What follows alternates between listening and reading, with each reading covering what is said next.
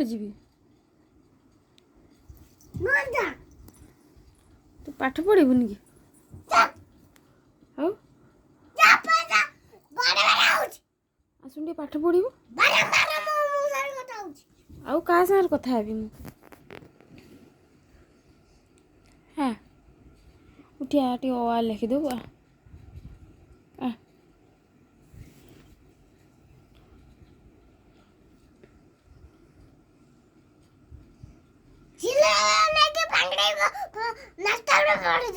slate खड़ी भांगी रास्ता को फोपाड़ दो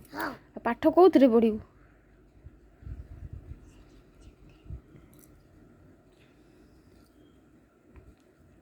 बापा आसवे तंटी चिपिकी फोपाड़ देवे